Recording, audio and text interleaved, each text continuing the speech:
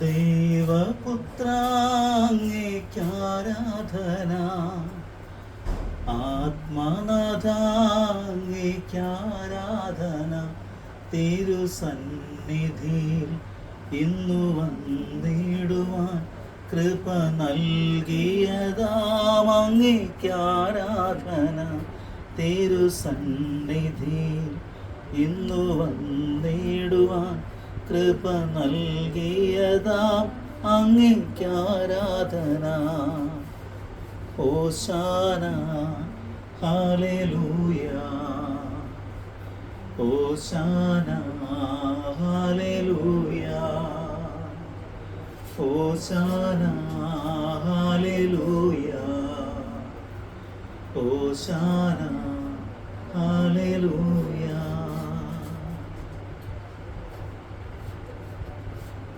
ഒരു നിമിഷം കണ്ണുകളടച്ച് പ്രാർത്ഥിക്കാം. ജൂലൈ 3-ാം തീയതി ആയിരിക്കുന്ന ഇന്നേ ദിവസം വിശുദ്ധ തോമാശ്ലീഹായുടെ ദുഃഖാന തിരുനാൾ നമ്മൾ ആഘോഷിക്കുമ്പോൾ എന്തിനു വേണ്ടി ആഘോഷിക്കണം, എങ്ങനെ ആഘോഷിക്കണം, നമ്മുടെ ഉള്ളിൻ്റെ ഉള്ളറയിൽ ഒരു ചിന്ത ഉണ്ടാകട്ടെ.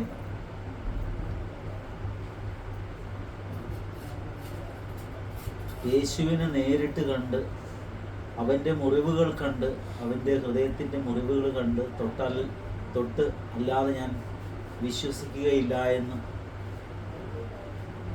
ദൃഢമായി പ്രതിജ്ഞ എടുത്ത വിശുദ്ധ തോമാശ്ലീഹ മറ്റ് ശിഷ്യന്മാർക്ക് ഈശോ പ്രത്യക്ഷപ്പെട്ടപ്പോൾ തോമാശ്ലീഹ അവിടെ ഉണ്ടായിരുന്നില്ല.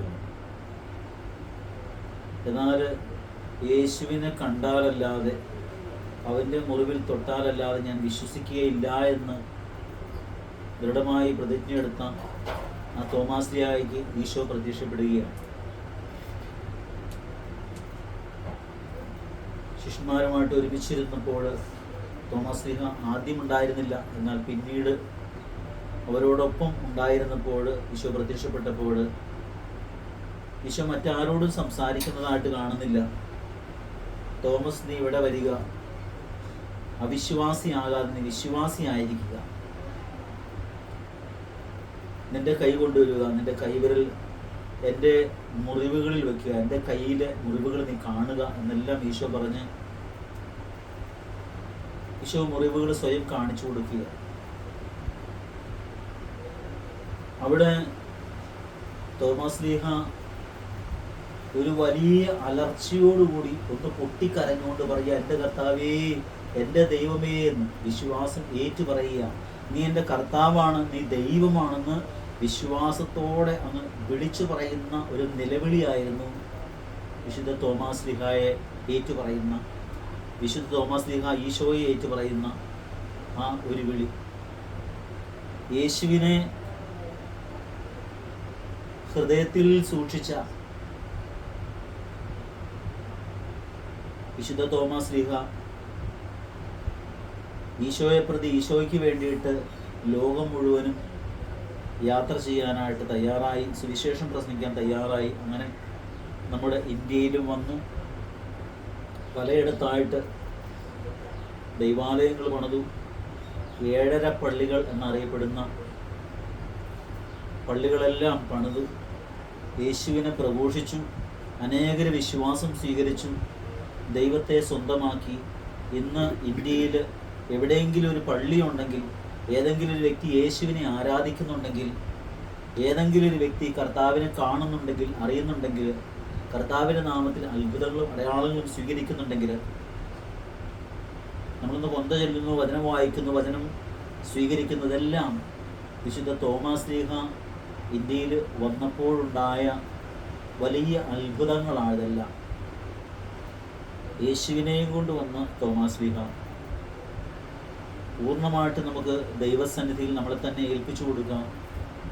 ഏതെങ്കിലും തരത്തിൽ അവിശ്വാസം ഉണ്ടെങ്കിൽ എൻ്റെ അവിശ്വാസം പരിഹരിച്ച് എന്നെ വിശ്വാസത്തിൽ ഉറപ്പിച്ചു തരണമേ എന്ന് ഈശോടുന്ന് ആത്മാർത്ഥമായിട്ട് പ്രാർത്ഥിക്കേണ്ട സമയമായത്.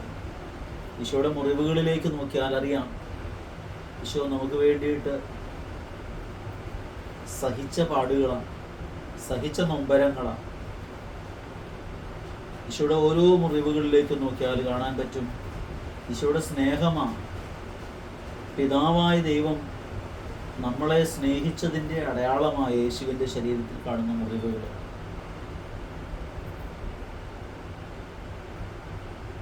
തൻ്റെ ഏകജാതനെ നൽകുവാൻ തക്കവിധം ദൈവം ലോകത്തെ അത്രമാത്രം സ്നേഹിച്ചു, ലോകത്തിലുള്ള നമ്മളെ അത്രമാത്രം സ്നേഹിച്ചു. പാപത്തിന് ഒരു പാപം പോലും ചെയ്യാത്ത യേശുവിനെ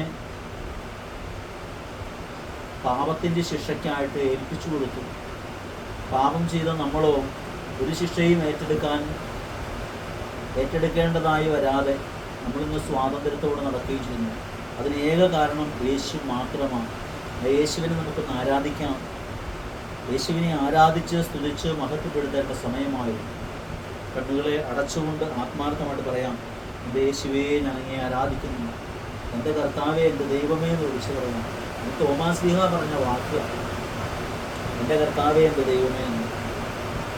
എന്നാൽ യേശു പറഞ്ഞു, നീ എന്നെ കണ്ടതുകൊണ്ട് നീ എന്നെ വിശ്വസിക്കുന്നു, എന്നാൽ കാണാതെ വിശ്വസിക്കുന്നവൻ ഭാഗ്യവാന്മാരെന്ന് പറയുക.